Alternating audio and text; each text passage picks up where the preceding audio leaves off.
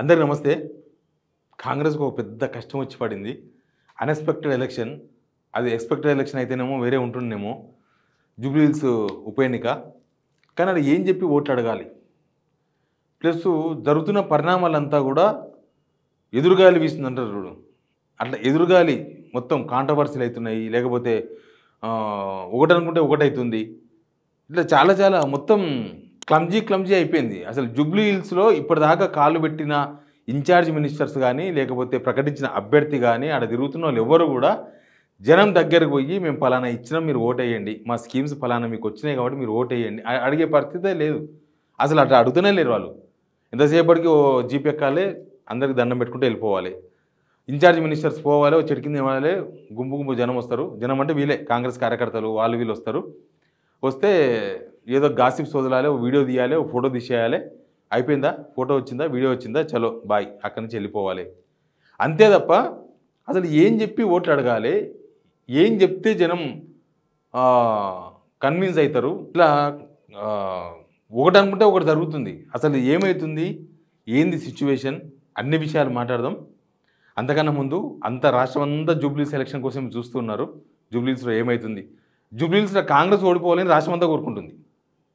ఎందుకు అని అంటే కనీసం ఆడ ఓడిపోతేనన్నా బుద్ధి వస్తుంది. బుద్ధి వస్తే కనీసం 4 స్కీమ్స్ ఏమన్నా అందిస్తాము. ఎందుకంటే గవర్నమెంట్ ఇంకా 3 సంవత్సరాలు ఉంది కదా, ఈ భరింపు తప్పదు. కనీసం ఆడ ఓడిపోతేనన్నా కనీసం ఏమన్నా బుద్ధి వచ్చి ఏమైనా స్కీమ్స్ అమలు చేస్తారేమో, ఈ హైడ్రా లాంటిది క్యాన్సిల్ చేస్తారేమో, లేకపోతే ఇల్లు గుల్చుడు బంద్ చేస్తారేమో, రైతులకు ఇవ్వాల్సినవి ఇస్తారేమో, ఫీజు రియంబర్స్మెంట్ వస్తుందేమో, ఇట్లా గవర్నమెంట్ 6 గ్యారెంటీలు ఏమన్నా అరకొర అమలు చేస్తారేమో ఆశ ఉంటుంది కదా. అందుకని అంతా జూబ్లీ సెలక్షన్ కోసమే చూస్తున్నారు. ఈ వీడియో షేర్ చేయండి, సబ్స్క్రైబ్ చేసుకోవడం మాత్రం మర్చిపోవద్దు. ఇది మన ఛానల్, మీరు సపోర్ట్ చేస్తేనే మనం అంతా ముందుకు పోయేది. లేకపోతే గవర్నమెంట్ను ప్రశ్నించే వాళ్ళకు సపోర్ట్ చేయాలి 100%. లేకపోతే ప్రశ్నించే వాళ్ళు లేరు, ఇప్పుడు దొరుకుతలేరు మార్కెట్లో. మనం ప్రశ్నిద్దాం మీతో కలిసి. అందుకే సబ్స్క్రైబ్ చేయండి. ఇక అసలు అందరికన్నా ఏమంటారు, అధికార పార్టీ కాబట్టి ఎక్కువ అడ్వాంటేజెస్ ఉంటాయి. కానీ గవర్నమెంట్కి మాత్రం మొత్తం డిస్అడ్వాంటేజెస్ అవుతున్నాయి, అడ్వాంటేజ్ అయితే లేదు. ఇది ఎందుకు అట్లా అవుతుందంటే, in charge ministers panchayati jubilee selection అయింది. లాస్ట్కు పొన్నం ప్రభాకరు ఆ ఇష్యూ అక్కడనే అయింది. తర్వాత పొన్నం ప్రభాకరు నిన్న మాగంటి సునీత గారు ఏడుస్తే, పొన్నం ప్రభాకర్ గారేమో, తుమ్మల నాగేశ్వరరావు గారేమో అనవసరమైన కామెంట్లు, వేస్ట్ ఆఫ్ అవి నెగిటివే. కాంగ్రెస్కు పాజిటివ్ అయ్యేది కావు అవి. కాంగ్రెస్కు అవి ఏదో ఒకసారి నోరుసారి మాట్లాడరేమో అనుకుంటే పదే మళ్ళా రాష్ట్రం అంతా చూస్తున్నారు. ఒక భర్త చనిపోయిన మహిళ ఒక 5 months అయ్యింది, అంతే. బాధ ఉంటుంది ఎవరికైనా కూడా. ఆ బాధను అర్థం చేసుకోకుండా అసలు ఆమె ఏడ్చింది తక్కువ మంది చూసినారు, వీళ్ళు మాట్లాడినాక అది ఎక్కువ మందికి రీచ్ అయింది. ఎక్కువ మంది చూసినారు అసలు ఏం జరిగిందని. చూసి వీళ్ళని తిడుతున్నారు, ఏంది ఇది, ఇట్లా మాట్లాడొచ్చా అంటే. ఎవరింట్లో అయినా ఒక కుటుంబ సభ్యుడు చనిపోతే ఆ బాధ కొన్ని సంవత్సరాల పాటు ఉంటుంది.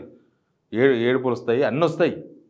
కానీ వీళ్ళు కావాలని మాట్లాడినది క్లారిటీ వచ్చింది. ఏదో నోటిసారి మాట్లాడింది కాదు, వీళ్ళు కావాలనే మాట్లాడుతున్నారు. అసలు ఇంకా కొంతమంది అయితే జూబ్లీ హిల్స్లో కాంగ్రెస్ని ఓడించడానికే పొన్నం ప్రభాకర్ ఒక్కడు చాలు, ఇంకా 10 మంది అవసరం లేదు.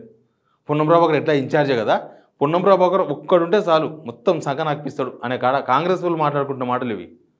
కాంగ్రెస్ వాళ్ళే మాట్లాడుకుంటున్నారు. అసలు నవీన్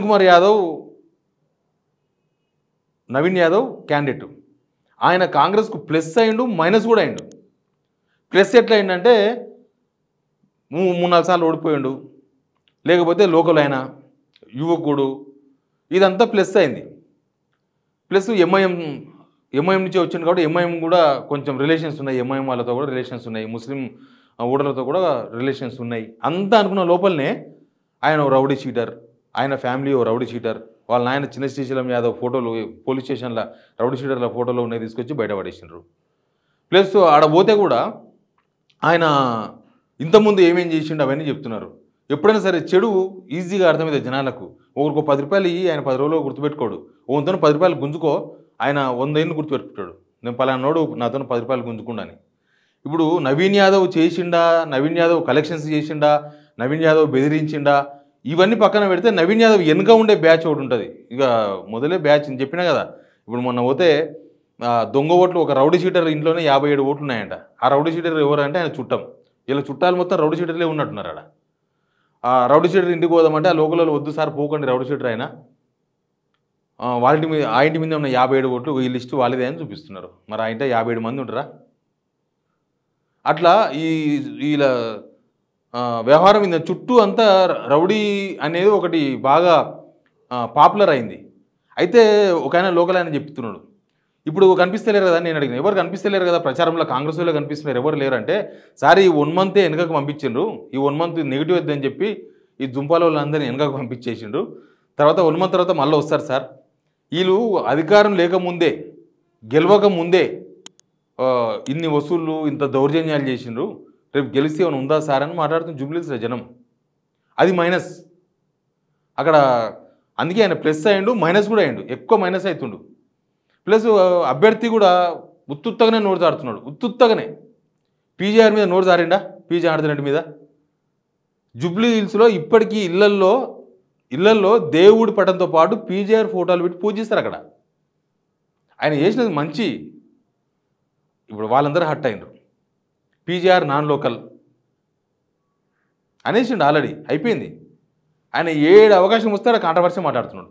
నవీన్ యాదవ్ మాట్లాడే ప్రతిదీ కాంట్రవర్సీ అవుతుంది. ఆ కాంట్రవర్సీ ఏంటంటే ఇది ఒక అభ్యర్థి అన్ని కాంట్రవర్సీలు స్టార్టింగ్ నుంచి కాంట్రవర్సీ మాట్లాడుకుంటూ వస్తే ఇప్పుడు ఎలక్షన్ పేరు మీద కూడా ఇంకా వాళ్ళు వెనక తిరుగుతూ వసూలు చేస్తున్నారని చెప్తున్నారు వీళ్ళు.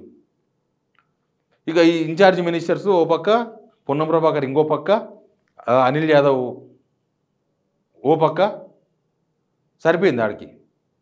ఇక ప్రభుత్వం ఏమని చెప్పుకోవాలి చెప్పండి. ఇప్పుడు గవర్నమెంట్ ఉన్నప్పుడు, గవర్నమెంట్ వచ్చి 21 మంత్స్ అయింది. ఈ 21 మంత్స్లో వీళ్ళు ఏ ఎలక్షన్ ఫేస్ చేయలేదు. లోక్సభ ఎలక్షన్ జరిగింది, లోక్సభ ఎలక్షన్స్లో ఎవరు ఓటర్ని కలిసే అవకాశం ఉండదు చక్కగా పోయి, ఎందుకంటే పెద్ద సంఖ్యలో ఓటర్లు ఉంటారు కాబట్టి అన్ని రోడ్ షోలు బహిరంగ సభలు అయిపోతుంది. కానీ ఇది బై ఎలక్షన్, ఓ 4 లక్షల ఓట్లు ఉన్నాయి, దానిలో 2 లక్షల ఓట్లు పోలవుతాయి. కనీసం ఆ మాస్ ఏరియాలో తిరగాలి, ఆ మధ్యతరగతి జనం ఉన్న ఆ బ్యాంకుల్లో తిరగాలి, ఆ పాయింట్స్లో తిరగాలి. ఏమి ఇచ్చిన హామీలు ఏమిచ్చి అమలు చేసారంటే ఏం చెప్పాలి? ఒక ఫ్రీ బస్సు కూడా చెప్పుకుంటారు. ఆ ఫ్రీ బస్సు పాపం వాళ్ళు రోజు కూలినాలు చేసుకునే వాళ్ళు చాలామంది ఉన్నారు అక్కడ. బస్తీలలో మొత్తం రోజువారీ పనులు చేసుకునే వాళ్ళు, హోటళ్ళలో పనిచేసే వాళ్ళు, లేకపోతే ఏదో నిర్మాణ పనులకు పోయేవాళ్ళు, ఇండ్లు కట్టేతోళ్ళు, మేస్త్రీల కింద పనిచేసే కూలీలు, వాళ్ళు రోజు బస్సు ఎక్కిపోయేది లేదు, చేసేది లేదు. వాళ్ళు తట్ట పార పట్టుకొని ఆటో ఎక్కిపోతూ ఉంటారు. వాళ్ళకు ఆ స్కీమ్ కొంతవరకు మాత్రమే యూజ్ అయింది, 10% కూడా యూజ్ కాలే ఫ్రీ బస్సు. ఇక మిగతా స్కీమ్స్ ఏమి ఇవ్వలేదు. వాళ్ళంతా ఇప్పుడు వీళ్ళు స్కీమ్స్ ఇస్తే మేము స్కీమ్స్ ఇచ్చినాం, ఇంకో మీకు ఫలానాది ఇచ్చినాం, ఓటు వేయండి మాకు. పోనీ 3 ఇయర్స్ గవర్నమెంట్ ఉందని ఓటేస్తారా? అక్కడ జనం కూడా మాట్లాడుతున్నారు. అసలు కేసీఆర్ రాష్ట్ర వ్యాప్తంగా గుర్తు చేసుకుంటున్నారు, జూబ్లీహిల్స్లో కేసీఆర్ గురించి మాట్లాడుతున్నారు జనం. కేసీఆర్ ఉన్నప్పుడు బాగుండే, కేసీఆర్ ఇట్లా ఉండే, కేసీఆర్ అట్లుండే, రేవంత్ రెడ్డి వచ్చి ఏం చేసిన లోకల్ జనం మాట్లాడుతున్నారు. రమ్మనండి, వచ్చి ఓట్లు అడగనండి అని అడుగుతున్నారు వాళ్ళు. రమ్మనండి, ఎవరు వస్తారో ఓట్లు అడగమనండి చూద్దాం. నేను చెప్పేది కామన్ పీపుల్, ఎవరో పొలిటీషియన్సో లేకపోతే ఏదో ఎలక్షన్స్లో పోటీ చేసిన వాళ్ళు, బీఆర్ఎస్ వాళ్ళు, బీజేపీ వాళ్ళు కాదు, కామన్ పీపుల్ అడుగుతున్నారు, రమ్మనండి కాంగ్రెస్లో ఎవరు వస్తారు రండి అని. ఎందుకు అంటే స్కీమ్స్ ఇవ్వలేదు. ఈ 21 మంత్స్ అయిపోయింది, జనంలో అసంతృప్తి ఉంది. ఆ అసంతృప్తి నెగిటివ్ ఓటుగా మారుతుంది. ఇప్పుడు నెగిటివ్ ఓటుగా కనిపిస్తుంది. వాళ్ళంతా మాటలు వింటుంటే, ఒక్కొక్కరు మాటలు వింటుంటే ఇంకా చాలామంది ఓపెన్గా మాట్లాడతలేరు. ఎందుకంటే ఈ రౌడీజానికి భయపడే, ఈ రౌడీలు వ్యవహారాలు తెలిసిన వాళ్ళు మాకెందుకు అని చాలామంది ఓపెన్గా మాట్లాడతలేరు. కానీ మాట్లాడే వాళ్ళు చాలా ఓపెన్గా మాట్లాడుతున్నారు. మా అధికార పార్టీ కదా, 3 ఇయర్స్ గవర్నమెంట్ ఉంటుంది కదా, ఏమైనా చేస్తారు అన్న ఆశ కూడా లేదు జూబ్లీహిల్స్ జనాలకి. ఏమైనా చేస్తారేమో, ఒక్క మనిషి మాట్లాడతలేడు. ఏమైనా చేస్తారేమో, వీళ్ళకి వేస్తే వీళ్ళకి గెలిపిస్తే ఏమైనా చేస్తారేమో. ఇంకోటి ఏంటంటే దరిద్రము, ఇప్పుడు పొన్నం ప్రభాకర్ తిరుగుతున్నాడు, వివేకంగారు స్వామి తిరుగుతున్నాడు, తుమ్మల నాగేశ్వరరావు పైన తిరుగుతున్నాడు. వీళ్ళ కాన్స్టిట్యున్సీలో కూడా వీళ్ళు ఏ స్కీమ్స్ అమలు చేయలేదు, డెవలప్మెంట్ లేదు. వీళ్ళు ఏమైనా చెప్పదామంటే కూడా దరిద్రమే, అది కూడా దరిద్రమే. హుస్నాబాద్లో పొన్నం ప్రభాకర్ వెలగబెట్టిన అనుకో, ఈడొచ్చి చెప్పనీకి వస్తుంది. ఈడొచ్చి పొన్నం ప్రభాకర్, నేను పొన్నం ప్రభాకర్ను మినిస్టర్ను, నేను వివేక్ వెంకటస్వామిని మినిస్టర్ను, నేను తుమ్మల నాగేశ్వరరావుని మినిస్టర్ను, మా కాన్స్టిట్యున్సీలో ఇట్లా చేసినాం, మా దగ్గర గెలిస్తే ఇక్కడ వచ్చి మేము వచ్చినాం ఇన్ఛార్జీలుగా, మేము భరోసా ఇస్తాం, మీరు మాకు ఓటు వేయండి అని అడిగే నైతికత కూడా లేదు. అసలు 65 కాన్స్టిట్యున్సీలు కాంగ్రెస్వి, 65 కాన్స్టిట్యున్సీలో డెవలప్మెంట్ కనుక ఏమైనా కనిపిస్తే 65లో ఒక 10 కాన్స్టిట్యున్సీలో డెవలప్మెంట్ చేసింటే వీళ్ళు కనీసం ఏదన్నా, కనీసం వాడినైనా ఉదాహరణకు చూపించే అవకాశం దొరికేది. ఇంకో మేము పలానా దగ్గర మా అభ్యర్థిని గెలిపించారు, అక్కడ కాంగ్రెస్ ఆయన గెలిపిస్తే మేము ఈ పని చేసినాం. కాంగ్రెస్ గెలిచిన దగ్గర అట్లే ఉంది, ప్రతిపక్ష పార్టీ గెలిచిన దగ్గర అట్లే ఉంది, గవర్నమెంట్ రాష్ట్రం అంతా సంకనాకిచ్చింది అనేది చర్చ ఉంది. ఇంకా జూబ్లీహిల్స్లో ఏం ముఖం పెట్టుకొని ఓట్లు అడగాలి, ఏమని ఓట్లు అడగాలి, అసలు జనానికి ఏం సమాధానం చెప్పాలి. అందుకే ఇన్ఛార్జ్ మినిస్టర్స్ ఎంతసేపటికి ప్రెస్ మీట్లు పెడుతుర్రు, లేకపోతే కాంగ్రెస్ కార్యకర్తలను కూర్చోబెట్టుకొని మనం గెలవాలి, ఇది ఎట్లనే గెలవాలి, ఇది అది ఇది అని మాట్లాడుతున్నారు. అంత తప్పితే రేవంత్ రెడ్డి కూడా పోయి డైరెక్ట్ ఆయన ఉండేది అదే కాన్స్టిట్యున్సీలో, జూబ్లీహిల్స్ కాన్స్టిట్యున్సీ అనే ఇల్లు. ఆయన కూడా కనీసం ఇంటి పక్కల కూడా ఓట్లు అడగలేని సిచ్యువేషన్ ఉంది. ఇంటి పక్కల కూడా పోయి నేనే ముఖ్యమంత్రిని, ఓట్లు వేయండి మా అభ్యర్థికి అని అడిగే పరిస్థితులు లేవు. ఎందుకు లేవంటే ఏం చేయలే. చేస్తే దాన్ని నమూనాగా చూపించి మేము చేసినాం, ఇది మేము ఇంకా 3 సంవత్సరాలు అధికారంలో ఉంటాం, మేము ఇంకా డెవలప్మెంట్ చేస్తాం. ఏం లేదు. డెవలప్మెంట్ గురించి మాట్లాడితే మాగంటి గోపీనాథ్ ఉన్నప్పుడే డెవలప్మెంట్ చేసినని చెప్తున్నారు జనం సింపుల్గా. ఆటో డ్రైవర్లు ఫుల్ నెగిటివ్. ఈ ఫ్రీ బస్ వల్ల మొత్తం ఆటోలు, చాలామంది ఆటో డ్రైవర్లు ఉంటారు అక్కడ. యూసుఫ్గూడలా, అటు ఇటు కృష్ణానగర్లా చాలామంది ఉంటారు. ఎట్లా మేనేజ్ చేయాలనో కూడా అర్థమవుతలేదు వీళ్ళకి. ఏం మేనేజ్ చేస్తారు? పైసలు తీసుకొని కూడా కాంగ్రెస్ కోటేసే పరిస్థితులు కనిపిస్తలేవు జూబ్లీహిల్స్లో. ఇంటెలిజెన్స్ రిపోర్ట్స్, ఈ రిపోర్ట్స్ కూడా చాలా డేంజరస్గా కనిపిస్తున్నాయి. చాలా డిఫరెన్స్ కనిపిస్తుంది. ఎడ్జు బీఆర్ఎస్కి ఉందని చెప్తున్నారు చాలామంది. అంత ఆషామాషిగా యాక్చువల్ అధికార పార్టీకి అది అడ్వాంటేజ్గా ఉండాలి కానీ లేదు. అసలు ఇంత బీఆర్ఎస్ గురించి ఇంత చర్చ జరగకూడదు. నిజానికి జరుగుతుంది అంటే అది కాంగ్రెస్, అది అడ్వాంటేజ్ అవుతుంది. చూద్దాం ఏం జరుగుతుంది. ఇంకా చాలా రోజులు ఉంది ఎలక్షన్. బట్ ఇప్పుడు నామినేషన్స్ పడుతున్నాయి. ఎనీవే కాంగ్రెస్కు ముఖం మాత్రం లేదని మాత్రం క్లియర్గా కనబడుతుంది. రాష్ట్ర ప్రజలు మాత్రం జూబ్లీహిల్స్లో ఓడించాలని కోరుకుంటున్నారు. కాంగ్రెస్ని ఓడిస్తే ఏమైనా స్కీమ్స్ అమలు చేస్తారు మనని.